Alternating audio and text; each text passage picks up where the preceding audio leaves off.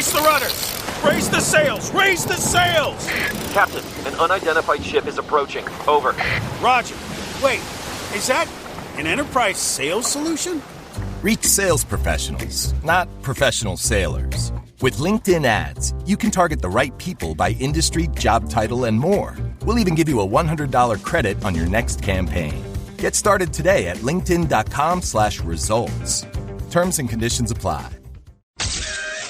Your weekend is not complete without the First Lady of New York Radio. It's the Joan Hamburg Show. Talk Radio 77 WABC. Welcome, everyone, to the Joan Hamburg Show. We do this show every Sunday starting at 2 o'clock, and we love that you're part of it. And every Sunday I say, this is the best Sunday show we've had. It isn't true. Every Sunday show is the best Sunday show. And this week, I'm going to introduce you to one of my favorite foodies, Lydia Bastianich. And you know Lydia from her TV show, from her restaurants, from her books. She's phenomenal. And think about Lydia and her family coming to this country as refugees, immigrants. They didn't know anyone. They came here and they started a life. She was just a little child, she and her brother. And they ended up owning restaurants and creating the American dream. And she's one of the original give back people. So think about Lydia. She's coming on. And then the one and only Michael Feinstein. You may have read his memoir, The Gershwins and Me, a personal history. He's quite fabulous. And his story as a young boy, when all his friends were going off to college and his parents never even questioned him because they knew music was his heart, his soul, and his happiness.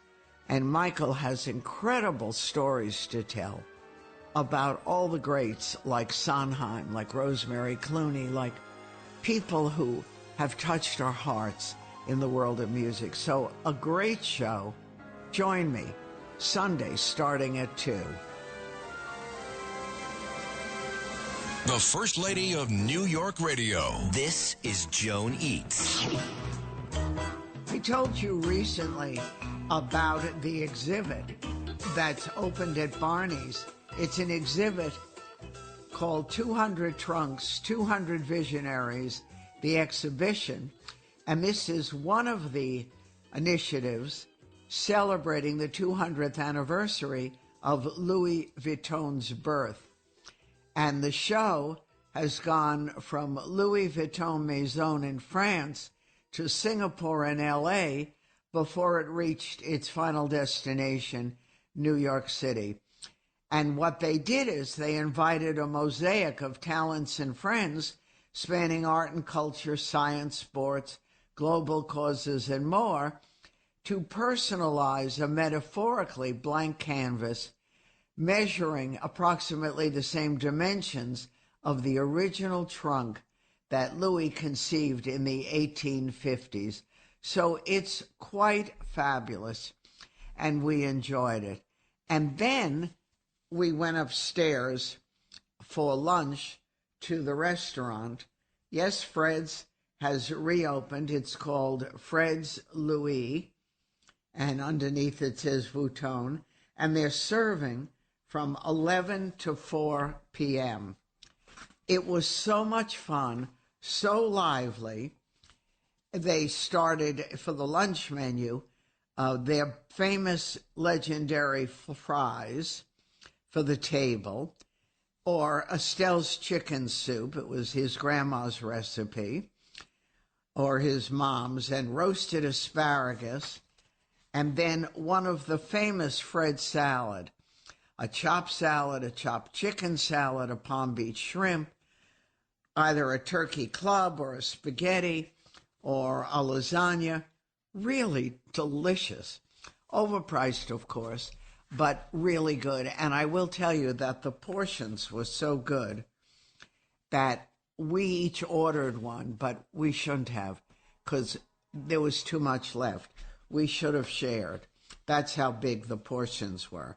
And then towards the end of the day, they added to the menu, if you're having a light supper, tater, tot, and caviar, a pastrami pie, $15, a lobster arancini, grilled cheese and tomato with chutney. Very, very nice. And we enjoyed it. And I never saw better looking young people. I definitely thought I have to upgrade my outfit there. But we loved eating lunch and seeing everyone around. And then when dessert comes, they give you complimentary a little plate of warm madeleines, honey and sea salt. Speaking of delicious, we absolutely enjoyed it. So think, a good thing to do, come into the city. It's very near one of our popular destinations, St. Patrick's Church. Go look at the 200 trunks, the Louis Vuitton exhibit, which was quite wonderful, and then treat yourself to a special lunch or an early dinner. Enjoyed every single minute of it. And they also have aperitifs and small plates where you can share, or if you're really hungry, because the portions are big, take that. A nice thing to do in New York, a perfect location. The tree is in place. Of course, it isn't decorated yet. It wasn't open. But everything that I told you about is good through the end of the month, through the end of December, that month. So you can combine it all once you find out the tree will be open right after Thanksgiving or right around that time. So you'll be able to combine it all and have a very special day. Don't forget you're listening to WABC. I'm Joan Hamburg, and we have more to come. McCrispy strips are now at McDonald's. I hope you're ready for the most dippable chicken in McDonald's history. Dip it in all the sauces. Dip it in that hot sauce in your bag. Dip it in your McFlurry. Your dip is your business. McCrispy strips at McDonald's. The First Lady of New York Radio, Joan Hamburg. Entertaining and informative. Talk Radio 77 WABC.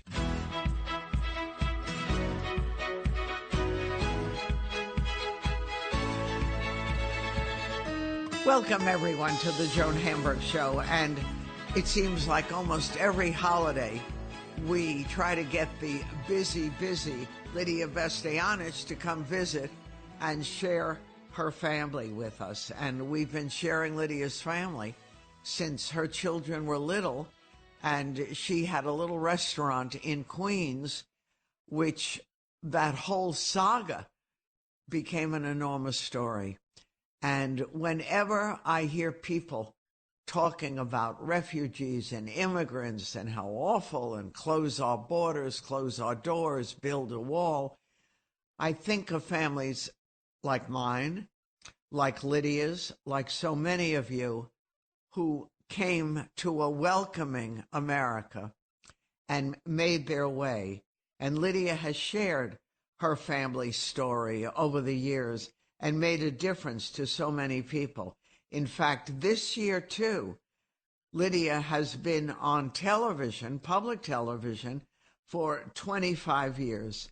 And it's incredible. She writes the best cookbooks. In fact, I just opened it the other day because my producer reminded me that Lydia's A Pot, a Pan, and a Bowl, Simple Recipes for Perfect Meals, a cookbook, was not that long ago, and I put my little hands on it and went to it for some incredible recipes. So, Lydia, every time there's like an occasion, like the marking of 25 years for television, does it bring back all those memories of how a struggling young family went to Queens and opened a restaurant, and your mother was taking care of this wonderful garden, and people weren't used to eating that kind of from garden to table food at that time? Yes, Joan. The memories go up and down the scale of the years. It's 50. I opened my first restaurant in 1971, so it's 51 years that I've been in the food industry, in the restaurant industry. And yes, I came here as a young immigrant at 12 years old, with my family. We were brought here by the Catholic Charities, and we were given an opportunity at a new life. You know, Joan, my story is I was born in Italy, but the part of Italy that became communist Yugoslavia, all the way up in the northeast. After the war, after a few years thereafter, the borders came down and we were under communism. We had to escape back into Italy, 2 years in a refugee camp in Trieste, and ultimately we were given this great gift of a new life coming to America. And Joan, you are so right. I can't express how welcoming, how happy, how great America was and still is for me. Yeah, and it's interesting too, because I've watched your family grow up over the years. I met you when you were in Queens with the restaurant. Everyone was in it. In fact, I still in my head can picture your son, who was little, sweeping the floor. I mean, everyone did something to help. Yes. A young family of immigrants. My mother, of course, it came with my mother. So there was my mother, my father, my family, my immediate, and I had a brother. And the kids, they grew up in this, and I'm grateful they did, with Grandma understanding, the effort that she put in taking her family, taking us, bringing us to freedom. And they were very much involved in this European background, but they were born Americans. So, because they were born here. So they have this both great cultures in them. And, it's good to teach children to be part of a family, to contribute, to work, to that's what keeps the family together. And Lydia, I remember at one point you thought you did too good a job because you were so excited when your son went to business school, and you thought, okay, a different life, an easier life. But that didn't last long because he missed the restaurant. So there you were, he's got an MBA. He's a star already on Wall Street. And that was it. Bye-bye, Wall Street. Welcome to the standing on your feet all day restaurant world. Absolutely. And, him and now my daughter run the business, the restaurants. But, when they were small, of course, Grandma would come to the restaurant. We would make gnocchi, we would make pasta, and then she would take them home to go to sleep while I worked the dinner shift, shall we say. So they were used to getting in the restaurant, being there. But I always told them, I said, you have a great opportunity here. You're in America. You need to get educated, and you need to get an American job. Now, I didn't know what that meant, but I wanted education for them and this great opportunity. And so they did. My son, you just said about business, my daughter ended up with a PhD from Oxford in Renaissance art history. And what do they do now? They run the restaurant business and the food line, the sauce line. My daughter helps me with my book. She produces my show with me. So it's a great continuum of a passion where we all started, and now they carry it on. And you became leaders in the crazy world of restaurants and food, because even when you started Eataly, and all of these different adventures. And I still remember when a little restaurant in Queens got a New York Times review, and people were like, what? We've got to go to that restaurant. And, that's the dream of people who open restaurants and food businesses, to get that kind of attention. But you were not connected at that point, and that world found you. Yes, your world's, let's say, world, the world of foodies, of people that wanted to explore the ethnic foods that we had in New York, in America, and ultimately shared it with their listeners and viewers. So, yeah, it's that kind of exposure that I got for what we were doing that really sort of propelled me into New York and our partnership with Italy and the winery and the books. It's and the sauces, of course. It's opportunities that come along. I think when you do something with passion, when you give it all you got, when you really are committed to something, people realize. And, I love what I do. I love sharing my Italian culture with my American culture. I have two of the greatest cultures in this world. Right. And you also took chances. You knew you'd have to work like crazy, but when you opened Lydia, that was a huge chance and a huge step and a tremendous investment. And you guys were not born to the manor. You had to work for everything you had. Absolutely. We were in Queens for 10 years. We had 2 restaurants by then. We grew nicely. And then sort of, we wanted to go to Manhattan, where the big boys played. And we opened in 81 for Lydia. And that's where we almost didn't make it because it's just the unexpected expenditures of opening a new restaurant. But we opened it, we made it great, and of course, now what we have, we still have, after that we opened Becco on West 46th Street. That's still going very strong. And then, of course, the kids also have the Babbo, the Lupa, and the Babbo, Lupa, and Trattoria. Oh, you know what we got involved? I have to share with you. We got involved they got involved, the kids. I always say me, but, I'm in the background, helping them, but they're doing it. We just opened L'Antico Vinaio, which is a sandwich shop. This sandwich shop in Florence has lines around the whole block. And they partnered with the people from L'Antico Vinaio, and we just opened a great sandwich place on 8th Avenue and 45th and 46th Street, and one on Sullivan Street. So this is how, yes, the kids are growing into their own kind of idea and realm of food.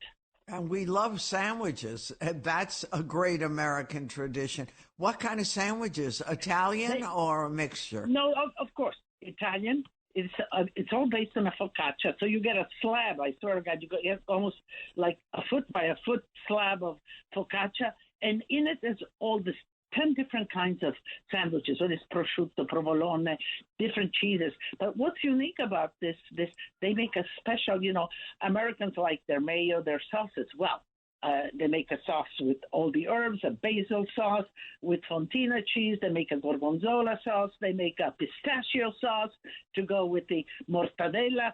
So it's this focaccia is slathered with the sauce and then piled with slices. They slice it right there, right on top. And the focaccia is built on the premises and is still warm when the sandwich is made. Sounds good to me. You're all making right, you have to go pass by. Tell me when you're going. Absolutely. We'll come and check it out. We all love sandwiches, and those sandwiches sound spectacular. So you're still very involved, though. As you say, the kids are bringing in a lot of their ideas, but you're still very involved in the restaurants, in the food business, in product, in all the different things. Absolutely. We just developed 2 new sauces for Lydia's sauces. Our sauces are all organic, natural, kosher, GMO-free. And so the new sauces we did, because people love their onions and their garlic. So we did a marinara with roasted onions, which is delicious. And then a tomato sauce with roasted garlic. Everybody loves one. And when you roast a garlic or the onions, it sort of loses its pungency, but it brings all that complexity and flavor to the sauce. It sounds good. Now, are you doing your usual family Thanksgiving? Is it at your house, your sons, your daughters? Everybody. It's at my house. So far, we're to 22. So let's see if anybody else, kind of drop by. It's one of those things at my house. What can I tell you? They say, oh, can I bring my friend? Oh, he doesn't have where to go. Can I bring him? And so on. It multiplies. So we're at 22 now. And you're just starting. You still have another week to do it. And does everyone cook, or is it Lydia? Well, the kids are getting big. So my granddaughter on Joe's side is making a kale salad. She's into vegetables. Of course, green. And then also my other granddaughter is kind of a vegetarian. She makes delicious chocolate brownies. And then my in-laws, one of the in-laws is bringing a carrot cake. My sister-in-law is making the pumpkin pie. Dina, my daughter-in-law, she always every year makes the chutney, the cranberry chutney. She makes it delicious with the orange in there. And my daughter is making the stuffing. And, of course, she has to make a regular stuffing and a vegetarian stuffing. So I'm getting some help here. That sounds good. And is it turkey or is it more Italian You know what I have? food? I'll tell you the whole menu. So, of course, I always do this spread of antipasto, and that kind of facilitates. And it's good for all of your listeners who are there to do just this. You make a spread, the antipasto. So the first course, you don't have to worry. Of course, cold cuts, mozzarella, roasted vegetables. I put salads on there. I make a crostata. I'm going to make a Swiss chard crostata. I have some smoked salmon. Everybody likes an octopus and potato salad, and this is all a spread. So everybody goes around, takes a little plate, has a bottle, a glass of wine or whatever, and on to the table is next. The next, what I have, I ordered a nice capon, a fresh capon. We always make a capon soup for the holidays with the tortellini. The tortellini are already made. And so I'm going to make this big pot of capon soup, and that's seated down. Everybody has the plate of their capon soup, or as much as they like. And the next is the main course. So I have turkey, and I have ham also. And then I'm going to make a lasagna too. I have the bolognese already made. And then, of course, lots of vegetables, roasted root vegetables, the squashes, the parsnips, the Jerusalem artichokes, and then, of course, greens, Swiss chard, and the green cauliflower and Brussels sprouts. And this is all kind of family style on the table. So it's a buffet. No. It's everybody sits down, but I put platters. So that, and I make sure that I put enough platters, because I'm going to have 2 tables of 12 or whatever. So I need 2 platters of turkey on each table. I need 2 platters of each vegetable on each platter. So there's a lot of platters going on, but at least everybody can just pass it around within their corner of the table. It sounds delicious. And do you do leftovers, or when the meal's over, it's over? Oh, no. I have a 2 o'clock, so we all eat this, that. Before they leave, everybody gets a little second and gets something to take home. But, the next day is a big day because I have some of the relatives that had, in-laws to go to. They're going to come over, and we're going to reheat or redo some soup, reheat some turkey, and we're going to eat what's left over, literally. Wow, it sounds very good.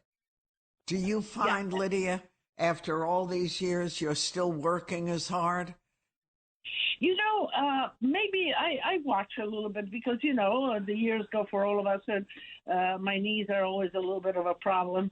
But I take more rests in between. I make plans that I take. I love to travel, of course, and I love to travel with the kids.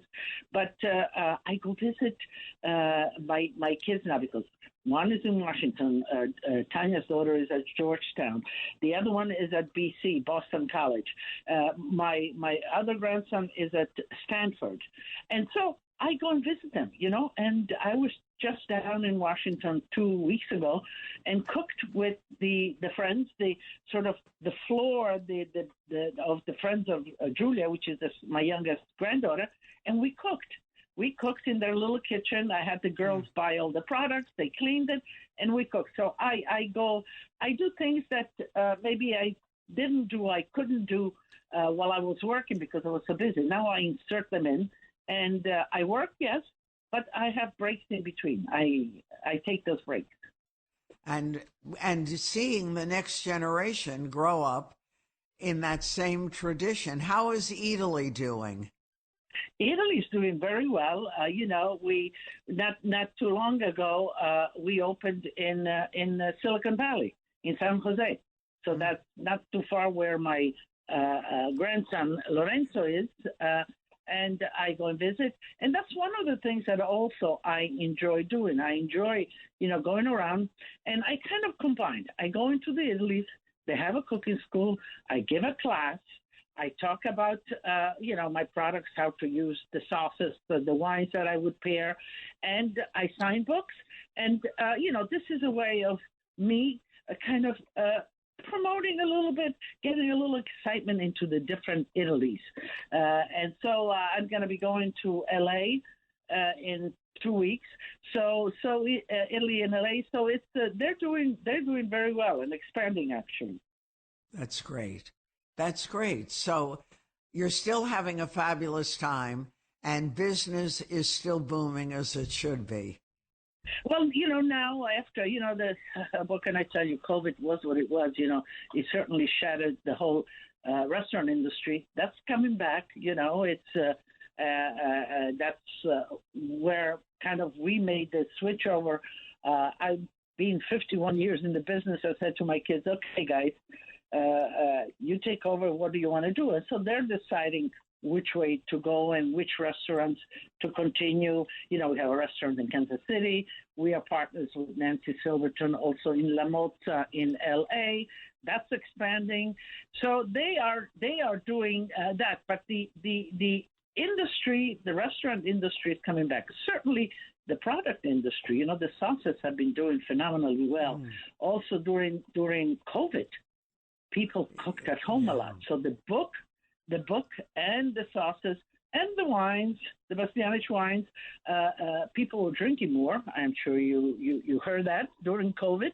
And so they were cooking more. So that did well then. So now sort of, Joan, everything I think is getting back. People are looking forward to getting together, to sharing at the table. And, Joan, what the comments that I get a lot is specifically about gathering together at the table, the conviviality that being at the table together, eating, maybe COVID, that's one thing that COVID maybe almost forced us to do, to sit at the table, cook and eat together. And people really like it. It's a way of connecting beyond our little iPhone. Without question.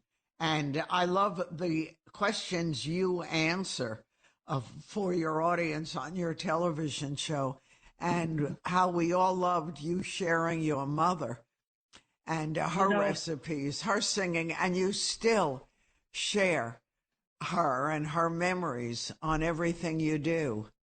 She was so important. I know, what family means to you because I've known your family also for all these years. And we lived together. She helped me raise my kids, and then with my grandkids, and she was such a support, for me, she was really my steadfast point. And, she she reached 100. She was 100 in January, passed in February. It's going to be now 2 years. And for me, she's always part of who I am, what I did. And in the shows now, 25 years, people loved her. She connected with them. She was, I think, everybody's grandma out there. And so, for me, we put her at the end of the show, all the clips that we have of her, of what she did, she sang and whatever. And this is to honor her in her memory and to share, because people out there really love it, and they love still seeing her. She's still with us. I know. I can't tell you how much I enjoy that. And her joy in the food and the recipes and in her family. It's a gift that you give to all of us. Thank you, Lydia, my dear. Love to all the kids, and have a special holiday. We'll talk soon. The same to you, to your family. Enjoy yourself. It wouldn't be Thanksgiving without reaching out to you, Joan. So happy Thanksgiving. And to all. I'm Joan Hamburg, and you're listening to WABC, and that was the one and only Lydia Bastianich. sharing her family and her life with all of us. More ahead. This episode is brought to you by San Pellegrino. A meal isn't just about what's on your plate. It's about what you bring to the table. San Pellegrino believes the table is where the best of life happens. That's what makes gathering around it so rich and rewarding. And with their unique sparkling natural mineral water, San Pellegrino brings its best so you can bring yours. The First Lady of New York Radio, Joan Hamburg. Entertaining and informative. Talk Radio 77 WABC. Welcome, everyone, and for me, a special treat. Michael Feinstein, whom I haven't talked to in a long time, but probably one of our best known pianists, singers, musical historian. In fact, I really think I was trying to remember, but it was Michael that introduced me to the Great American Songbook. And Michael is probably one of the leading figures in this country when it comes to the songbook, to music, to American theater. He's been nominated for Grammy so many times. He's a platinum-selling artist. He is, and I have to make sure I'm getting that right. Michael, now you're artistic director for the Center for Performing Arts in Carmel, Indiana. Yes, that's where we have our Great American Songbook Foundation, which introduces high school and young people to the classic American song. So tell me, how did everything land in Carmel, Indiana? Well, first of all, forgive me. The pronunciation there is Carmel, unlike Carmel by the sea in California. Right. Or Carmel that you eat. Right.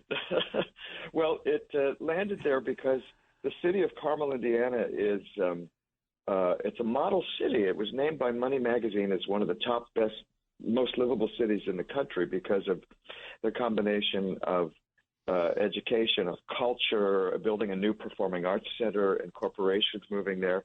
It's contiguous to Indianapolis, and they made me an offer that I couldn't refuse to bring this foundation to preserve American popular song there because they supplied partially staff and funding, and we're building a museum. And also the location is in the heart of America. It's 2 hours from Chicago, and it's located in a place where people are culturally hungry for it. And so it all sort of was, a perfect storm. And so you're there. What is it like maintaining a residence there? Well, I'm nowhere full-time, because I'm touring all the time. So I'm part-time there. I'm part-time in New York. I have a place in Central Park South, and part-time in Los Angeles because my mother is there, 95, God bless. And, and then I'm on the road. I just was in Cincinnati, and I'm going to Greensboro, North Carolina, and I'm moving around. So, yeah, but you've always moved around, and your mother, as you said, God bless her, 95 now. Your parents, they knew they had a talented son, and they gave you wings. They let you go, and to go explore and do your thing when you were a kid. Yeah, that's so true, Joan, because when I graduated high school, all my friends were going to college, and my parents never said anything. And I went to my mom and said, "Aren't you going to ask me if I'm going to college?" And she said, "Well, you didn't say anything about it, so we figured you didn't want to go." And I went, "Oh." And I started playing in piano bars, and it became my profession. One thing led to another. So that is very unusual. But it was all unusual because you met the Gershwins. I remember you telling me this story. I forget what year, maybe the 70s, 77. And the widow of Oscar Levant introduced you to Ira Gershwin. Do I remember that right? Or? Yes, you even got the year right, so don't ever doubt your memory. Yeah. No, sir. Yeah, Yes, I moved to Los Angeles late in 1976 when I was 20 years old, and I met June Levant, Oscar Levant's widow, and Oscar Levant being the great Gershwin interpreter and the wit who said funny things, like he was in Doris Day's first movie, and later he said, I knew Doris Day before she became a virgin. That's funny. And he said Elizabeth Taylor, when Elizabeth Taylor left Eddie Fisher to marry Richard Burton, Oscar said, how high could anyone stoop? But anyway, June Levant introduced me to the Gershwins, Ira Gershwin, who wrote the lyrics to the songs. Ira was 80 years old, and I ended up spending 6 years working for Mr. and Mrs. Gershwin, and it taught me most of what I know about interpreting the songs that I now perform all over the world. Yes, including you've done shows on Broadway, Michael Feinstein in concert, and just extraordinary things. And it all started when you were just a kid, and it started working. Yes. It's fun to try and reinvent the songs and make them interesting for contemporary audiences, because now we live in a time when most people were not alive when these songs were at their peak popularity, and because of that, now I'm introducing new generations to this music, and I find sort of a divide, if you will, because some people absolutely connect with this music instantly, and there are other people who don't listen to words. When they listen to music, they'll listen to the beat or the production or the sound, and to focus in on listening to lyrics is something that is, for some people, a lost art. And so I can always tell whether somebody's really connecting or dialed in with the music as to how their physical and bodily response reflects that. And how do you find, because you have an academy and competitions, high school kids over the country, are they very different from when you were a kid in high school? What do you sense is their musical leaning these days? We live in a time, of course, when there is no arts education in schools, or very little. That's another reason I like Carmel, Indiana, because they have strong arts programs in their schools. But most young people are not exposed to different kinds of music in school, if any. They only hear the pop music on the radio. So they don't know classical music. They don't know jazz. They don't know other genres. They just don't know it. They've never been exposed to it. So with young people, with the high school people who join the Great American Songbook Foundation Academy, the annual academy, some of them have come to popular song through Broadway or musical theater. Their parents introduced the musical theater, or somebody in their family plays recordings of Ella Fitzgerald or Louis Armstrong. Some are interested in jazz. It comes from usually their family, their parents, or community theater. But there are also young people who have discovered different kinds of music on the internet, because the wonderful thing about our world today is that you can find and learn anything, discover any kind of music on the internet. And I'm a record collector. When I was a kid, I used to travel all over the place to try and find a rare recording of Bing Crosby from 1931, and I'd have to pay $40 for it. Now you can go online and find it and download it and listen to it, and it's there. I mean, the resources are extraordinary. And so there are some very intrepid young people that are consumed with this music, and they go out and find it, and they're very knowledgeable. So it's fascinating. I always find it interesting. When I was a kid, going to theater was part of life. It wasn't that expensive. We would go every week, whatever was up and around. And I could sing from every Broadway show. I knew every lyric. And my kids are still amazed, like, how do you know that? I said, we all did that. But today kids never even heard of half these songs. Yeah, it's a different time. And young people consume music differently. And so it's a whole different thing. There's visual elements, and it's about beat, and it's about feeling. But young people absolutely listen to lyrics. I don't know how many can recite a very complex rap or hip hop piece, but the words are important. The words are not the same form. It's a completely different thing now, and I always tell people that the Great American Songbook is ever evolving, because I don't believe that there's an end date or an end cap on it. I think that there are songs being written today that, if they're collectively known in 25 years and sung and heard by millions of people, they'll become part of the eternal songbook. But I hear contemporary music, and I couldn't tell you what is going to last, because it's only time that determines that, and my sensibility is different. But it changed. It always happens with every generation. Every generation always says, "Well, our music was better, and this is awful," and then it sort of becomes assimilated, and life goes on. And what's happening when it comes to CDs and albums? Do you constantly keep up with that and do it yourself?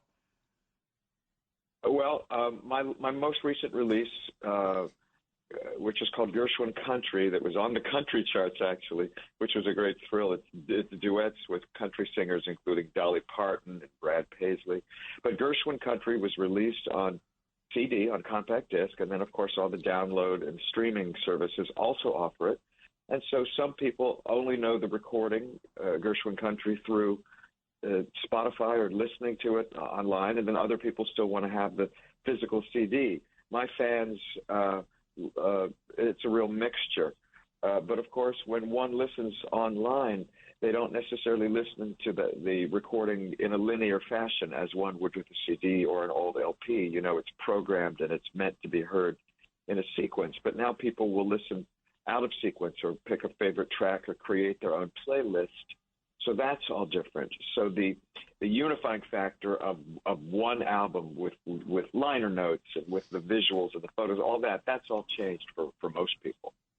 And what about, Michael, I know you're on tour a lot. Has that changed over the years? It's changed in the sense that when I first started, I only played solo. You know, I'd play the piano for myself and I'd sing. And now I do a lot of symphony concerts. I do concerts, work with a jazz trio. I work with Ted Firth, the amazing pianist who is often my musical director. I'll do big band shows. I do different kinds of shows. Some shows, I've been doing a Judy Garland show called Get Happy in celebration of her centennial, and that's multimedia, where I have home movies supplied by the Garland family, by Liza and Lauren and Joe, Garland's children. So there's home movies, and it's sort of interactive. So I do different kinds of shows.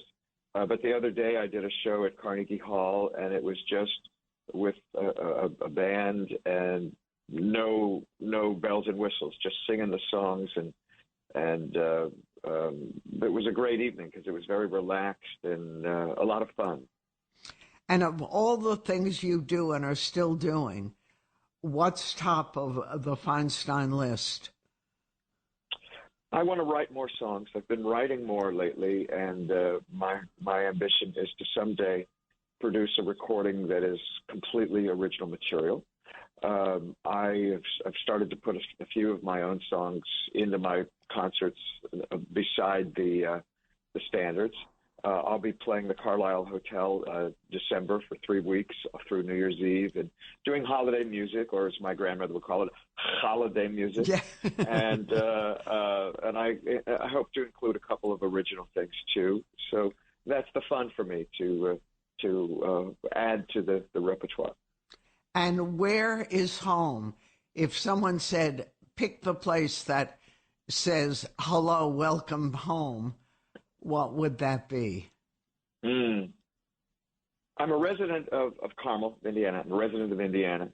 But because my mother is in California and I've spent so many years there, as much as Indiana is home, California is also home.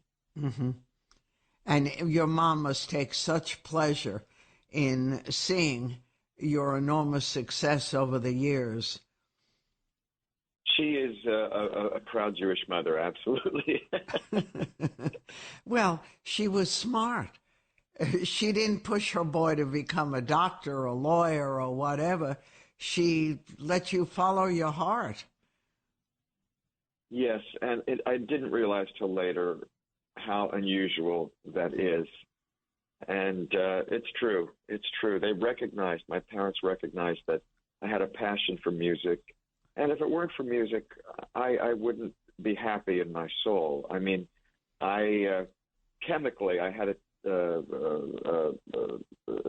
DNA test where they measure different things in the body. And I lack, among other things, dopamine. I lack pleasure receptors. And my doctor said, he doesn't know how it's possible that I'm not a drug addict or an alcoholic because I don't have natural dopamine. Highs, yeah. I don't have it.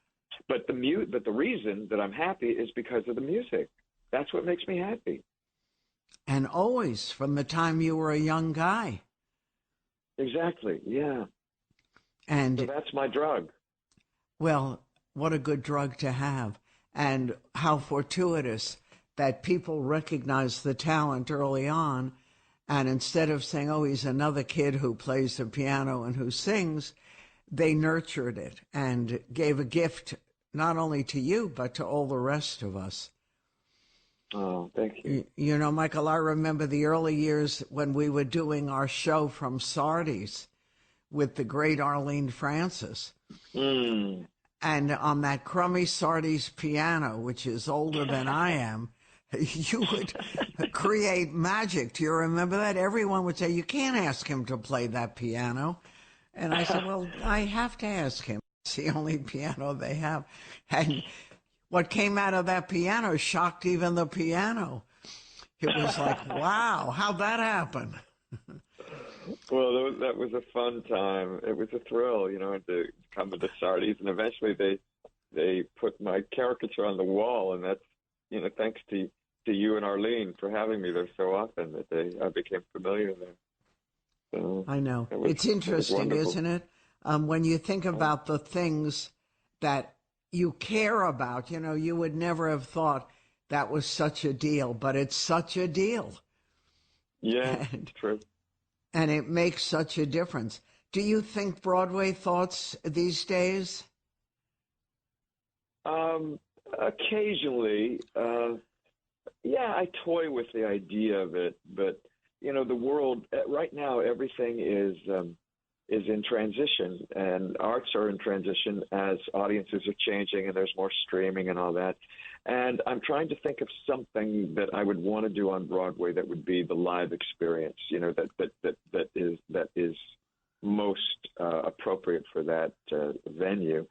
And I'm thinking about a show about my relationship with Ira Gershwin, kind of like my own Tuesdays with Maury, because that's the kind of effect he had on me. I would love that. I think everyone would love that. And they were such times. Yeah. I mean, I caught the tail end of meeting all of my musical heroes, or the ones who were still alive. So I met Ira, and through Ira, I met Leonard Bernstein and Burton Lane and Harold Arlen and Harry Warren and Andre Kostelanetz, and their dear friend was Lauren Bacall and Comden and Green. And I mean, it was amazing to meet all of these people, and now I try to carry forward their songs the way that they wanted them interpreted, and so it all happened because as a 20-year-old, I cared about what came before me, and even though there was a 60-year age difference between Ira and myself, we literally spoke the same language, the same musical language. So that's interesting, I think. And it would not only be interesting, it would make for great theater, because each and every one of those people has a story that's unbelievable and an impact on you. Were they all good to you? Yes. The only person who was prickly, and it's not me personally, it was with everybody, was Stephen Sondheim. Who could be absolutely wonderful, and the letters and the kindness he showed to so many people was incredible. But he also was an alcoholic, and sometimes he could get very mean. And I was the victim of his wrath on a couple of occasions, and other times he was the kindest man on the planet. But that was because of his addictions, you know. Yeah. That didn't affect his genius. No, and he still produced. A lot of people didn't realize that he had this drinking issue. Yeah, and there were other things too, I hear, but you know, that's that he obviously had to drink to deal with his own Devils. whatever. I don't know.